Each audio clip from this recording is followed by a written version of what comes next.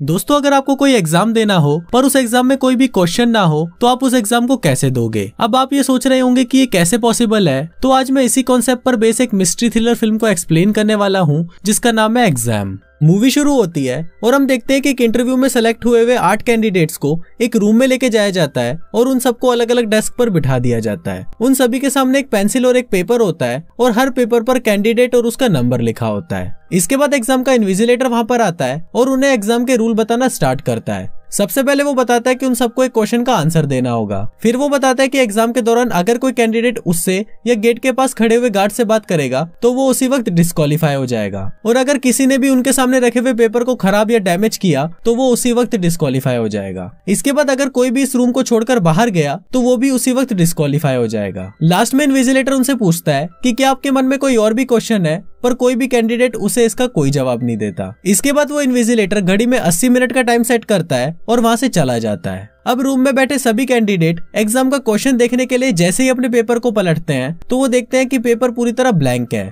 ये देखकर सभी सोच में पड़ जाते हैं और उस एग्जाम के क्वेश्चन को ढूंढने की कोशिश करने लगते हैं। तभी उस रूम में बैठी एक चाइनीज कैंडिडेट घबराकर अपने ही मन से उस पेपर में कुछ भी लिखना शुरू कर देती है और उसके ऐसा करते ही पेपर खराब हो जाता है और उसे उसी वक्त रूम से बाहर निकाल दिया जाता है। अब ये देखते ही रूम में बैठे बाकी कैंडिडेट्स को ये समझ में आ जाता है कि वो अपने मन से कुछ भी उस पेपर में लिख नहीं सकते। थोड़ी देर बाद उस रूम में बैठा एक आदमी उस इन्विजिलेटर की बातों को याद करता है और उसे पता चलता है कि उस इन्विजिलेटर ने उससे और गेट के पास खड़े हुए गार्ड से बात करने के लिए मना किया है, मतलब वो लोग आपस में तो बात कर सकते हैं। अब सभी लोग आपस में बातें करने लग जाते हैं और सभी मिलकर उस एग्जाम का क्वेश्चन ढूंढने की कोशिश करते हैं। सभी कैंडिडेट एक दूसरे को अपना नाम नहीं बता सकते थे, इसलिए उनमें से एक कैंडिडेट सभी के स्किन और बालों के कलर के बेस पर उनके निकनेम रखता है, जिसमें वो खुद का नाम व्हाइट रखता है और बाकी का नाम ब्लैक, ब्लॉन्ड, ब्राउन, ब्रूनेट और डार्क रखता है। और लास्ट में बचे हुए एक कैंडिडेट का नाम वो डेफ रखता है क्योंकि वो किसी से भी बात नहीं कर रहा था। इसके बाद सभी लोग क्वेश्चन ढूंढने के लिए अलग अलग तरीके सोचते हैं। सबसे पहले वो सोचते हैं कि क्वेश्चन पेपर में ही है पर वो इनविजिबल है, इसलिए वो उसे ढूंढने के लिए रूम की सभी लाइट्स को तोड़ देते हैं ताकि इमरजेंसी में लगी हुई यूवी लाइट से वो उस पेपर में छुपे हुए क्वेश्चन को ढूंढ पाए, पर वो इसमें नाकाम रहते हैं। इसके बाद वो सोचते हैं कि शायद उस पेपर पर पानी डालने से वो क्वेश्चन विजिबल हो जाएगा, पर वो इस कोशिश में भी नाकाम रहते हैं। पर इसी बीच व्हाइट चालाकी से ब्रूनेट से उसके पेपर में ही आग लगवा देता है जिससे वो डिस्क्वालीफाई हो जाती है। इसके बाद व्हाइट डेफ के पास आता है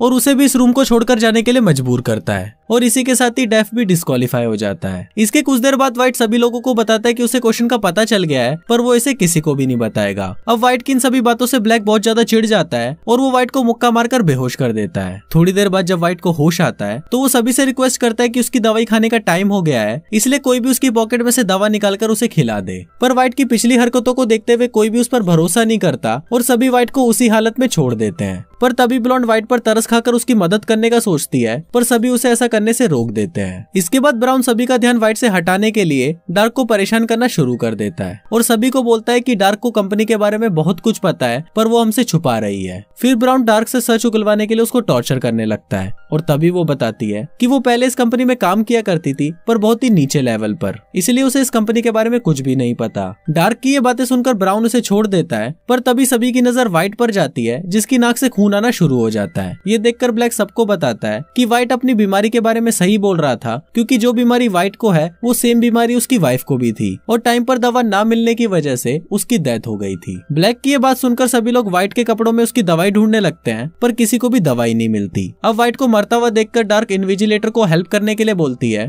पर उसके ऐसा करते ही वो गार्ड उसे कमरे से बाहर निकाल देता है और वो डिस्क्वालीफाई हो जाती है। इसी बीच ब्लॉन्ड को व्हाइट की दवाई मिल जाती है और दवाई खिलाते ही व्हाइट बिल्कुल नॉर्मल हो जाता है। नॉर्मल होने के बाद व्हाइट सबको बताता है कि इस एग्जाम में कोई भी क्वेश्चन है ही नहीं और कंपनी सिर्फ उसी कैंडिडेट को जॉब देगी जो इस रूम में लास्ट तक बचा रहेगा। अब सभी को व्हाइट की ये बात सही लगती है और फिर सभी एक दूसरे को उस कमरे से बाहर निकालने के लिए आपस में ही लड़ाई करना शुरू कर देते हैं। इसी बीच ब्लैक गार्ड से उसकी गन ले लेता है और व्हाइट पर गोली चलाने की कोशिश करता है, पर वो गन काम नहीं करती क्योंकि उस गन पर फिंगरप्रिंट लॉक लगा हुआ था, जिसकी वजह से उसको सिर्फ वो गार्ड ही यूज कर सकता था। पर तभी व्हाइट खड़ा होता है और वो ब्लैक के हाथ से गन छीन लेता है। फिर वो गार्ड के पास जाता है और उसके हाथ से उस गन को अनलॉक कर देता है। इसके बाद वो एक एक करके सभी को उस रूम को छोड़कर जाने को बोलता है। गन से डरकर ब्राउन तो उस रूम को छोड़कर चला जाता है, पर जब ब्लॉन्ड वहाँ से निकल रही होती है तो जाने से पहले वो रूम की सभी लाइट्स को बंद कर देती है। लाइट्स बंद होते ही ब्लैक व्हाइट से गन छीनने के लिए उसके पास आता है, पर व्हाइट रूम के अंदर लगातार गोलियां चलाना शुरू कर देता है, जिस वजह से एक गोली जाकर सीधा ब्लैक को लगती है और वो जमीन पर गिरकर बेहोश हो जाता है। इसके बाद व्हाइट की नजर डोर पर पड़ती है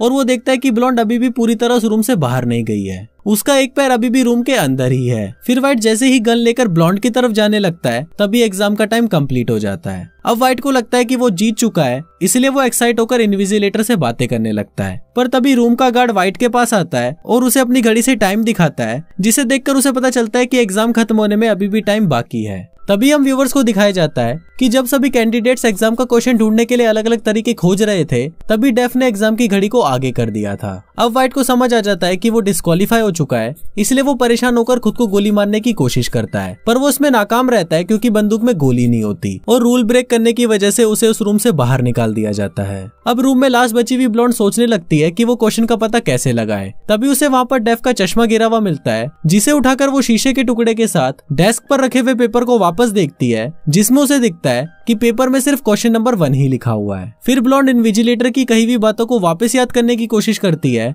और तब उसे पता चलता है कि पूरे एग्जाम में इन्विजिलेटर ने उनसे सिर्फ एक ही क्वेश्चन पूछा था, जो एग्जाम शुरू होने से पहले पूछा गया था कि क्या आपके मन में कोई भी क्वेश्चन है, जिसका जवाब फिल्म की शुरुआत में किसी ने भी नहीं दिया था। तभी वो इन्विजिलेटर ब्लॉन्ड के सामने आता है और उससे आंसर पूछता है, जिसका जवाब ब्लॉन्ड नो देती है। अब उसका ये आंसर सुनकर इन्विजिलेटर खुश हो जाता है और उसे डेफ से मिलवाता है। वो बताता है कि डेफ इस कंपनी का CEO है और एक बहुत बड़ा साइंटिस्ट भी है, जिसने दुनिया को बचाने के लिए एक एंटीवायरस को डेवलप किया था। वो बताता है कि डेफ को एक ऐसा कैंडिडेट चाहिए था जो टाइम आने पर टफ डिसीजंस ले सके, पर ब्लॉन्ड उनको इस कंपनी में काम करने से मना कर देती है और बोलती है कि मैं ऐसी जगह पर काम नहीं कर सकती जहां पहुंचने के लिए मुझे लोगों की जान लेनी पड़े। पर तभी वो देखती है कि ब्लैक जिसे गोली लगी थी वो वापस से उड़ जाता है, क्योंकि उसे लगने वाली गोली नकली थी। अब ब्लॉन्ड को ये देखकर बहुत अच्छा लगता है, क्योंकि उस एग्जाम का मकसद यही था कि कौन इस कंपनी के लिए समझदारी से काम कर सकता है, और ब्लॉन्ड ने उस एग्जाम को पास कर लिया था और वो उस कंपनी में काम करने के लिए भी तैयार हो जाती है। और कुछ इसी तरह से ये फिल्म यहीं खत्म हो जाती है।